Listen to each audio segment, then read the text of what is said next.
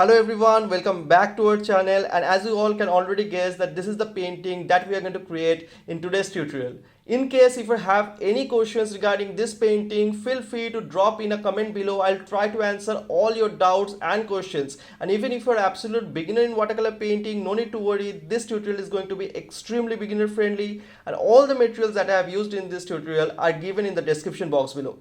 Now without wasting any time, let's get started with today's tutorial.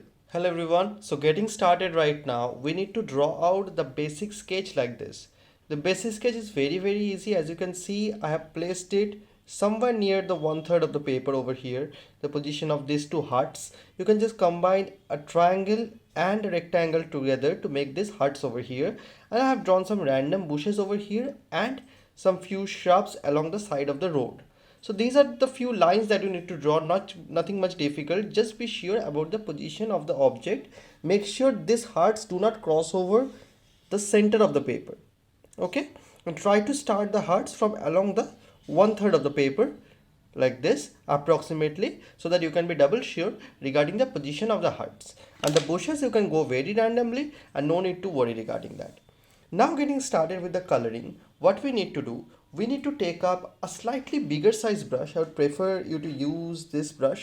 Maybe the size 4 of brush stroke would do if you're doing on a A5 sheet like me. I'm using the brush stroke cold press papers. And I will take some water in my brush. Well, apply some water on the upper portion just like this. Okay.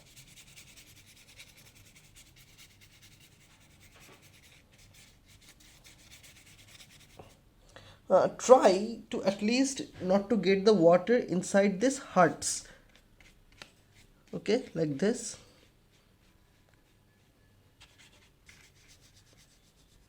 I'm done applying the water. So what I need to do, I need to take some cobalt blue color. I already have some cobalt blue color in my palette over here. So I guess my palette is also visible. So taking this cobalt blue color, as you can see, the cobalt blue color I'm taking is in a very watery form like this. And I'll try to apply the cobalt blue color from here, from the lower portion of the paper like this.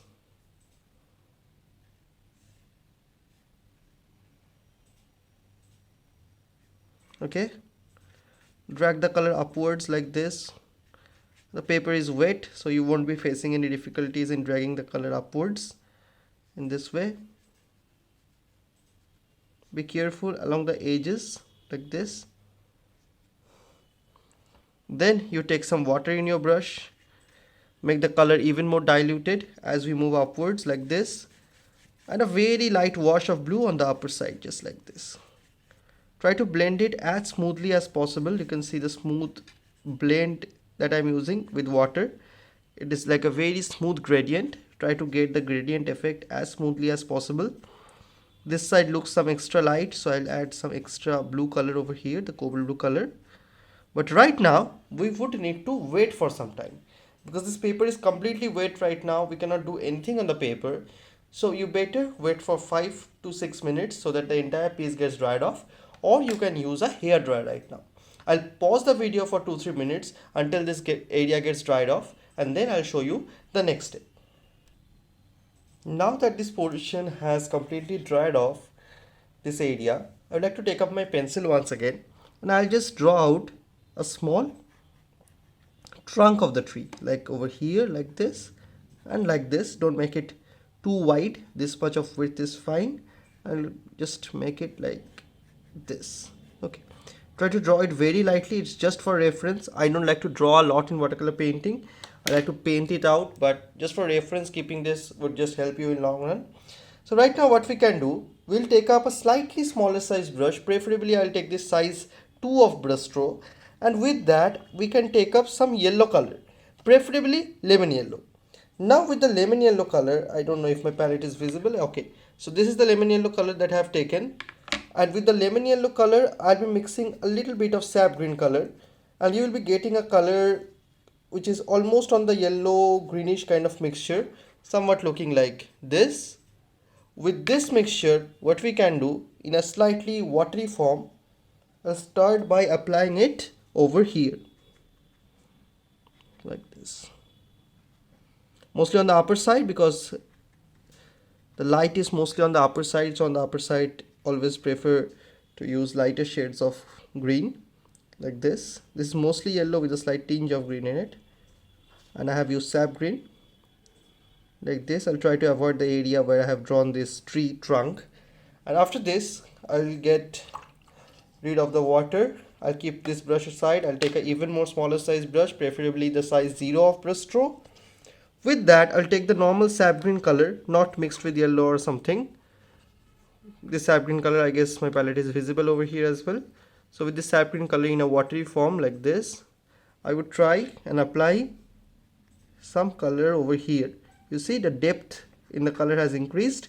You need to have a good amount of water in your brushes, and that's why I prefer this brush so much, because they hold a lot of water. These are made of natural hair. So these are a few reasons I prefer this brush like this. Then we would like to increase the depth even more. So what we can do, you can see the blue color, cobalt blue color. With the cobalt blue color, I'm going to take the sap green, mix them together like this, and I will get an even more darker version of sap green color. With that, I will once again increase the depth in the color. You can see it is slightly on the watery side, the mixture. Always try to apply good amount of water whenever you are doing watercolor like this, so that the blend in the color is very much smooth, as you can see in my painting like this. At times, if you feel, you may add some burnt sienna or vermilion over here as well. That also helps. I'll show you adding a little bit of vermilion. There won't be very much of significant difference, but the vermilion color brings a little bit of natural touch to this greens that we see in nature. So the entire portion is wet, you can already understand by seeing the video. Okay, this portion also the same thing like this.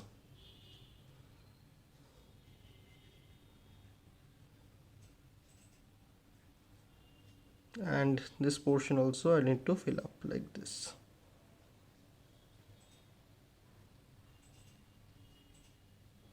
Okay,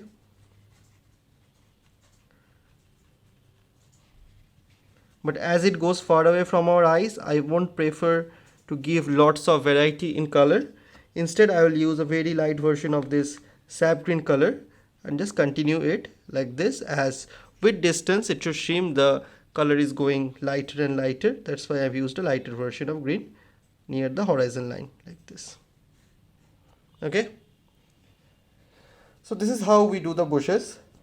With that, with this dark mixture, once again I would take up the dark mixture of the green color and do some few leaf-like structures like this in the bush, like this, one or two coming out from here like this, just to make the scene look even more natural.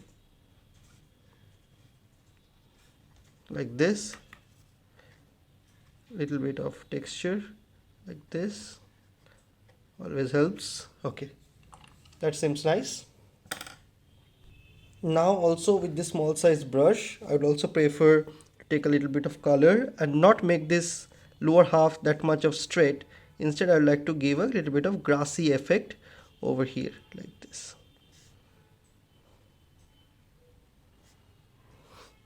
Okay, now let that upper portion dry off slowly, no need to go over there. Instead, we'll come down to this lower portion, and for that we would need the help of some burnt sienna color. So before that, I'm going to apply a little bit of water over here, just like this, on this portion only, with a small size brush. No need to apply a lot of water. A slight bit of water or a slight bit of moisture would do. I would take up the burnt sienna color, and with the burnt sienna color right now, I'm going to apply a very smooth wash like this.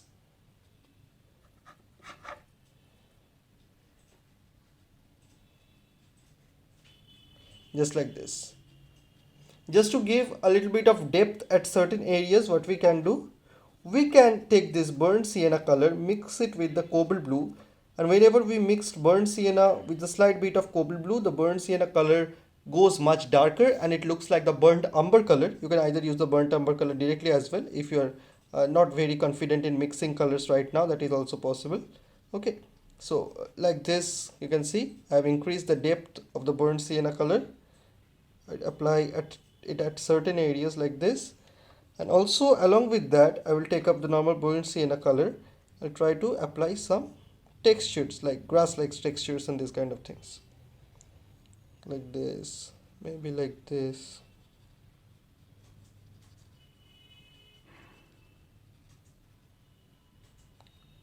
Try to use a very thin brush like I am doing. Since these are village roads, I don't want very perfection in it. Just want a little bit of ups and downs like this. Okay. It will look very natural this way. Okay. I need a darker version of the color once again. Apply a little bit over here and there. This is the mixture, this is a burnt umber color basically, which I am getting by mixing this burnt sienna with cobalt blue.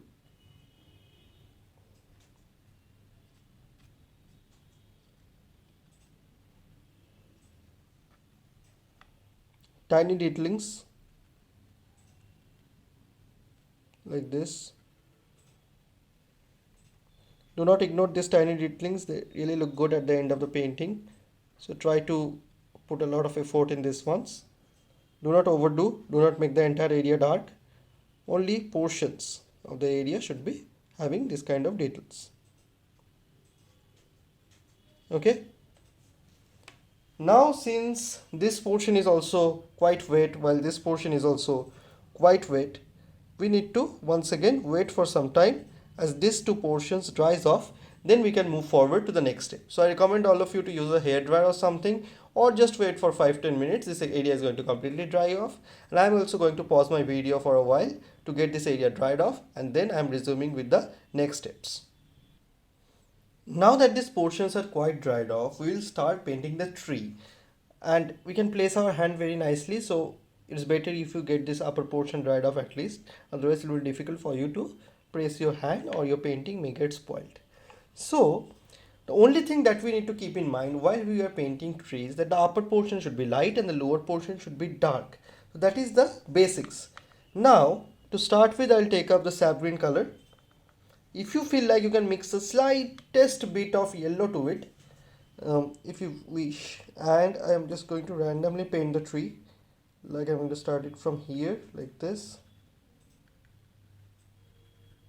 Okay, then maybe you can go very random with the trees. You can just play around with the trees, or if you feel like, you can take some reference of trees, like for example you can take a photograph maybe of some trees nearby in your area, and you can try following that picture like this. Okay, and once you start following a few pictures, you'll be able to do it on your own completely.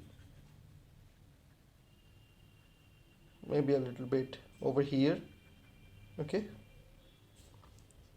and there is also another option. If you feel like, you can draw out the tree in the beginning if you want to be sure about it, like this. Okay, you can see the color is extremely light and transparent. That is a very important part. And maybe over here,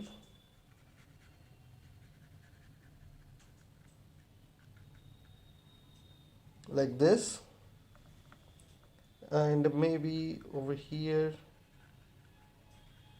like this. This side looks very empty, so a little bit over here, a little bit over here, like this.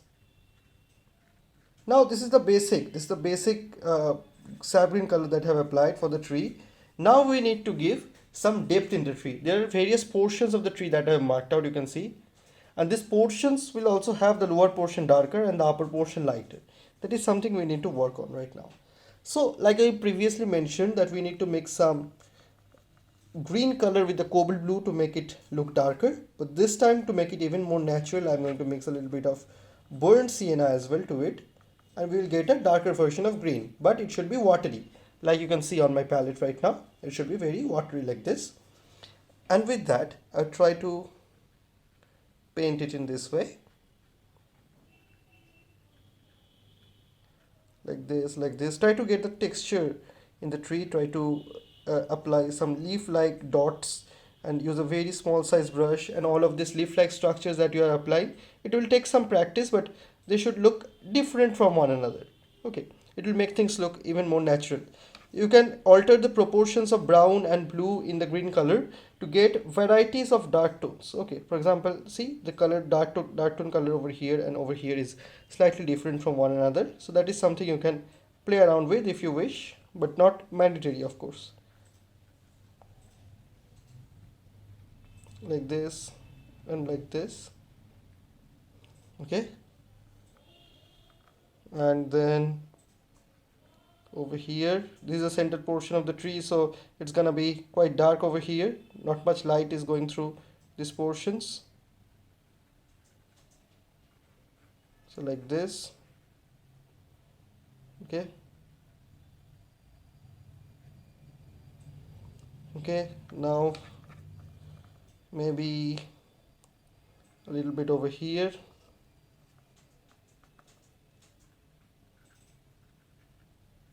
It's just the three colors that I have mentioned I'm using. At times I'm altering the proportion, sometimes a little bit more of burnt sienna or a little bit more of blue. That's how you alter the proportions. Like this. Over here also.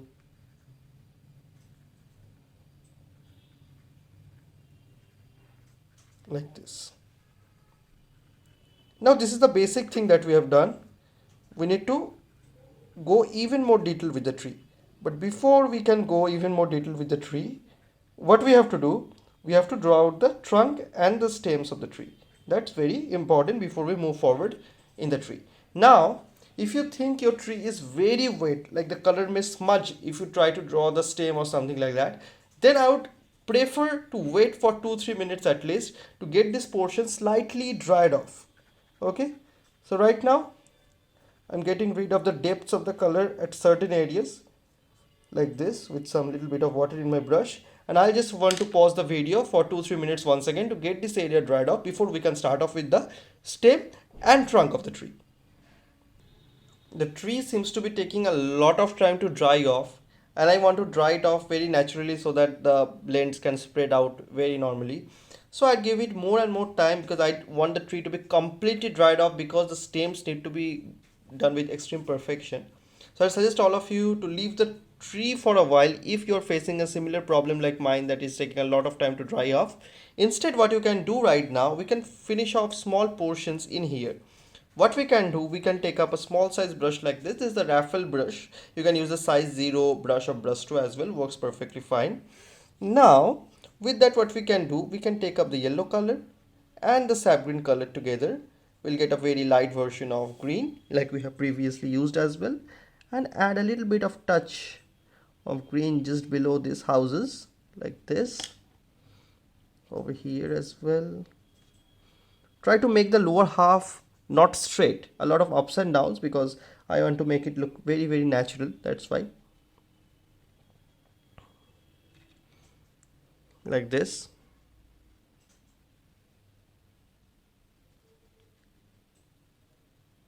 You can see the lower half is not straight, it has lots of ups and downs, just making it look like the grassy kind of a area. And I'm going to make some cobalt blue right now with the sap green, making it darker, and I'm going to add a little bit of extra depth on the lower halves like this to make it look natural, just like a gradient, not a very smooth gradient because we are trying to do some bushes over here like this and like this little bit. We can also start off with this hearts because the other portions are quite dried off. For the heart, what we can do, we can start off with some burnt sienna color like this. If you feel like, you can mix a slight bit of vermilion with the burnt sienna, that works really good, and apply the color over here, not very in a dark way, in a watery light way like this. Try to make it very smooth and transparent, just like this. Similar color I'd apply over here as well. the inner portions like this. I'd like to blend it out with some little water in my brush like this. Okay, and I'm going to apply the same color over here as well, like this. Okay, now time for some detailing into this hearts over here. For the detailing, I just suggest all of you to take a even more smaller size brush. You can keep one of this kind of brushes for detailing. This is the Brushstroke Kolinsky series brushes. They works wonderfully for such detailed works. And I would take up some blue color like this. You can see my palette. This is a cobalt blue color mixed with a slightest bit of burnt sienna, slight bit of burnt sienna, and I would try to paint it over here like this.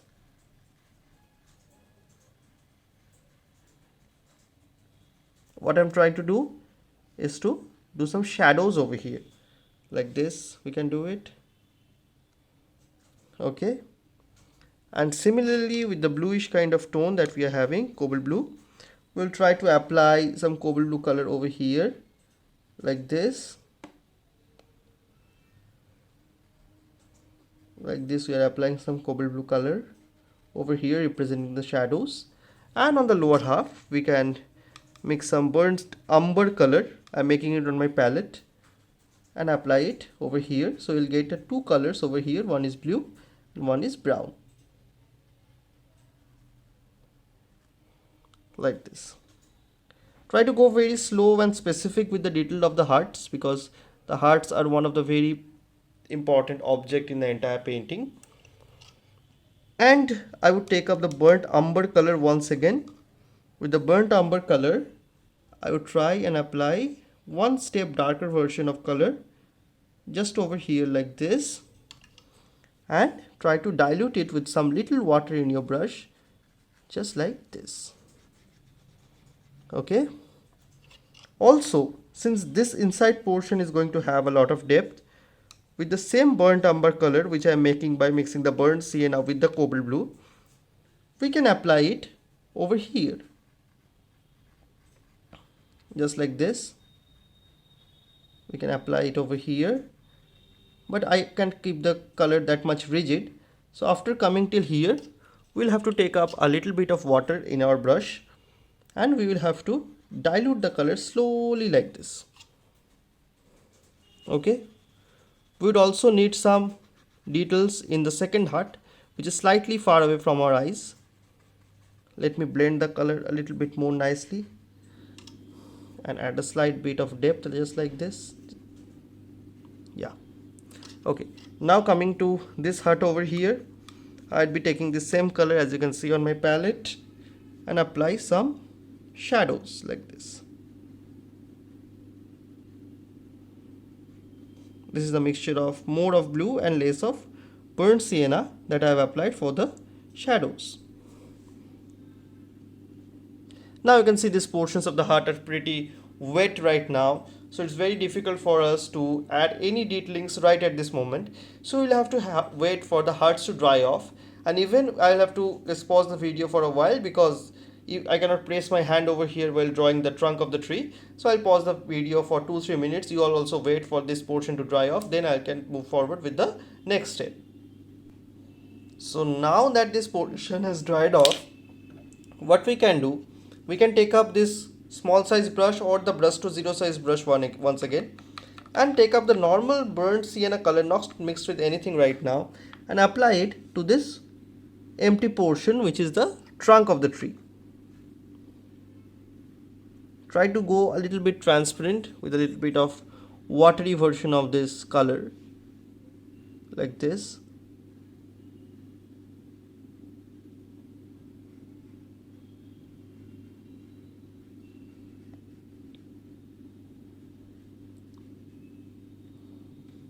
Okay,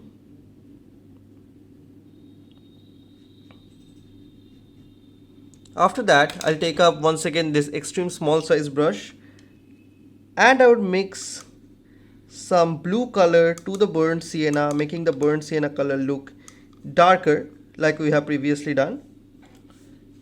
And I would try to draw out this branches. The branches needs to be very very thin, like I'm trying to do right now. But make sure your painting is completely dried off, because if you try to start with this branches while your painting is not dry, you might have to smudge it, like the painting will get smudged and it won't gonna look good. So try to be very careful and try to double check before starting this portion. So I've added a little bit of darker color over here as well. As we are talking right now, I'm adding the depths along with it, you can see, and like this. Okay, no need to continue the branches all through, because there might be a portion which is hidden behind the leaves. So try to make it very very natural. Okay, just like this, just like this, maybe a little bit over here, just like this. Okay, maybe I'm thinking of adding a little bit over here. So you can just think of your own style of branches, no need to just absolutely see my video and do exactly what I am doing. Try to understand the techniques and try to figure out how you want your branches to look like. So try to understand the technique, that's more important.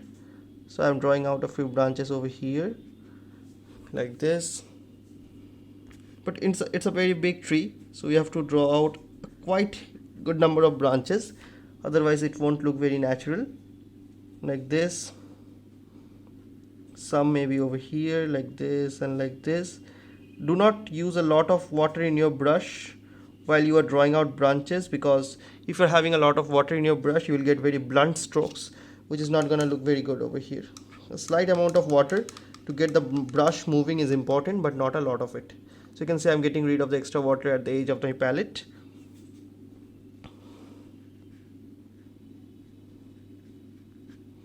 Like this, some over here like this and like this, maybe some over here like this. Okay, this portion looks pretty empty, so I'll just draw another one over here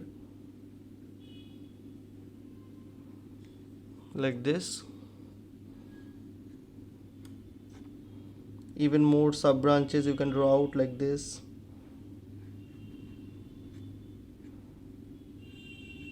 Over here, over here. So every time you just go for a sub branch, you have to make sure that they are thinner from the previous branch from which they are growing out from. So that's the basic grammar of drawing out branches in trees. Nothing much complex. Just try to keep these small things in mind and your painting is gonna look really good. Okay, and in case if you're having any difficulties in understanding whatever I'm trying to show over here, or any confusion regarding the color mixture or the material that I'm using, please feel free to drop in a comment below. I'll try to help you out with all your questions. And if you have confusions regarding what materials I'm using over here, you can surely go check them out in the description box below. I'll also add a coupon code along with that, so that if you want to purchase these materials, you can get it at a discounted price. Okay, so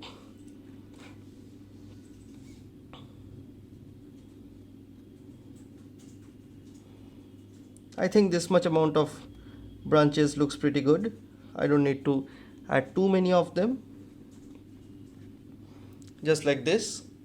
Now just wait for maybe 2 minutes to get these branches dried off, or if you want to go even more detailed in these branches, then you will need to have an even more smaller size brush like this. Not very necessary, I'm telling you, but in case if you are very much willing to go even more detailed, I'm showing you that as well, that you can take up this color in this extremely even more smaller size brush, and you can go for even more smaller sub branches.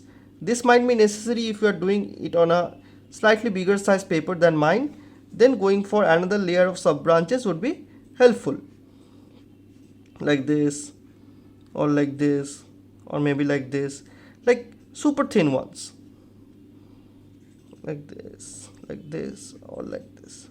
So this is very very optional.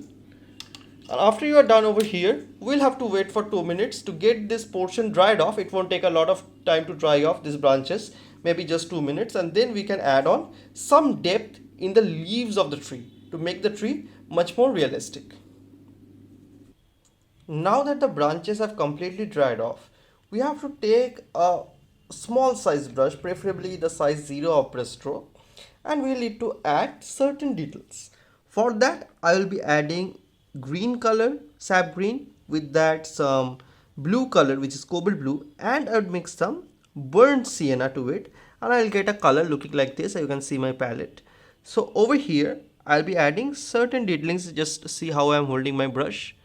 This kind of a brush you have to just use over here like this, and I will just add a certain detailings, leaf like textures to be specific, in the tree like this. You can cover up a few portions of where you have applied these branches slightly like this. Okay, little bit over here like this, little bit over here like this. Do not overdo, do not cover up everything, but you need to cover up a few areas that will make it look very natural. So for example, I have kept a space over here in between the branches, so I'll add a little bit of depth over here like this. Okay, just it shows the volume of the tree, to be specific, like this. And a little bit over here, preferably little bit over here. Try to go slow and try to look into your painting time and again while you are doing this step, because if you overdo this thing too much, it is not going to look good. So you need to be a bit careful while you are trying out this technique. Okay, you can apply this technique much more on the lower side compared to the upper side, because the lower side is much more darker. So we are using a darker color, so preferably I would apply more of these darker tones on the lower half. And a little bit of small leaf like textures on the outer edges like this or like this would be helpful.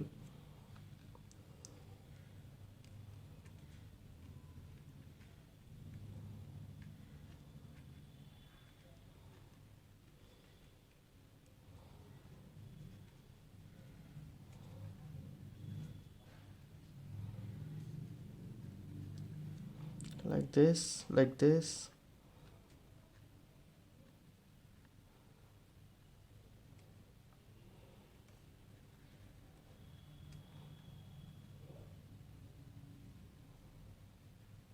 Okay, do not overdo. You can see the volume of the tree has come up quite nicely. With some little water you can smudge few of these detailings that you have added. It will look even more better if you can smudge, not all of them to be specific, just a few of them you can smudge just to make it look even more natural. Okay, so once you are done with this portion, we can move to this road area once again, and I preferably use a small size brush like this for that. Over here, okay, before that I would just take a little bit of burnt sienna color like this, mix it with the previous tone, and I would apply a little bit of depth like this over here, and I would try to smudge it, because there shouldn't be a lot of light over here, and the trunk of the tree was looking very bright compared to the surroundings. So I tried to make it look a little bit dull and blend it up with the tones that we have used previously, very much like this. Now what we need to do, we need to take up the same color, slightly more watery this time, as you can see on my palette, and with that I will have to apply a little bit of touch of this color over here on the roads, maybe like this. Maybe you can add some strokes as well like this. Okay, do not try to go very detailed along the horizon line, it's not necessary. Over here, if you feel like, you can add some strokes like this, like this. Okay, and it's gonna look nice. Now it's time that we're gonna give some detailings to the portions in the hut. So for that, we will take up the same color that you have been using, the brown and blue mixture, quite dark version of brown, or you can use the burnt umber color as well, like I said, and apply it over here like this. Then some strokes like this. You see, I'm not trying to draw a continuous line, I'm trying to draw a line which is discontinued like this. Okay, like this, like this. Okay, also I would add a little bit of depth just below it to make the thing look even more 3D and even more natural. I'd blend it out with some little water like this. Similarly, we need to add some extra depth over here and over here like this. And once again, I'll take off my brush with a little bit of water and try to blend this edges.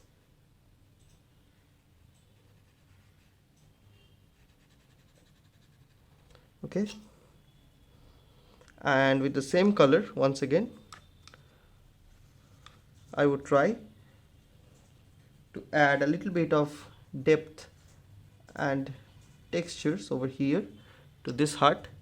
Along with that, a little bit of depth on this lower half as well, like this. Never forget to blend it down with some little water like this. Then with the same color, be very careful while you are drawing out these details in the hut, because the hut is a very important part of the painting. You can draw out windows like this. Do not take a lot of water in your brush while you are drawing out windows, because that might smudge up things. That's why. Maybe over here and over here I'll make two windows, and maybe one, preferably one door over here, and a stroke of line like this maybe.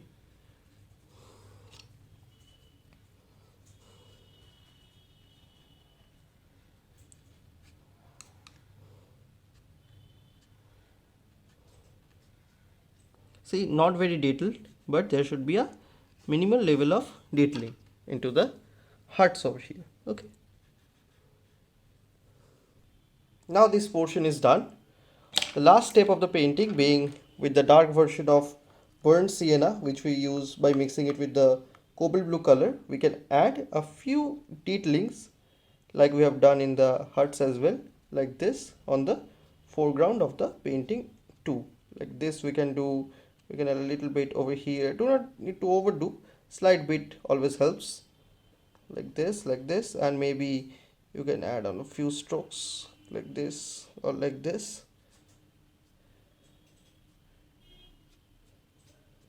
Okay, and we are done with the painting. If you feel this portion is looking too white, you can just smudge the paint a little bit like this over here, and that will be done. Now I'll just remove of the masking tape and show you how the painting looks finally after removing the masking tapes. Try to remove the masking tapes away from the paper, and in case if you're having any kind of questions, feel free to drop a comment below, and do let me know in the comment section if you like my tutorials, if you have some suggestions or not. Do subscribe to our channel and like this video to stay updated regarding the future tutorials that I'm going to post in this channel. I'll try to come up quickly with another new tutorial, and I hope that you all are enjoying my video. See you next week with